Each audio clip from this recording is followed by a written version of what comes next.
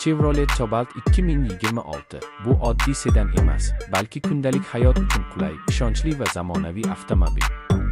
Chevrolet Cobalt ilk bor 2000-yillarda taqdim etilgan bo'lsa, bugungi 2026 yilgi talqini ancha yangilangan dizayn va texnologiyalar bilan yo'llarga chiqmoqda. Old qismi agressivroq panjara, zamonaviy LED farlar va silliq kuzov chiziqlari bilan bezatilgan. Bu esa unga zamonaviy va jozibali ko'rinish beradi.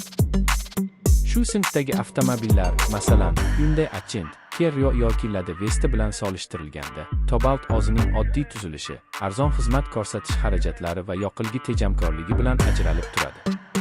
Salon ichida esa qulay o'rindiqlar, sensorli multimedia ekran, Android Auto va Apple CarPlay qo'llab-quvvatlashi haydovchi va yo'lovchilar uchun yetarli qulaylik yaratadi. 2026 yilgi Cobalt odatda 5 litrli benzin dvigateli bilan taklif qilinadi. U shahar ichida sokin va tejamkor, uzoq yo'llarda esa yetarlicha ishonchli harakatni ta'minlaydi. Avtomatik va mexanik uzatmalar qutisi variantlari mavjud bo'lib, boshqaruvi oddiy va tushunarli.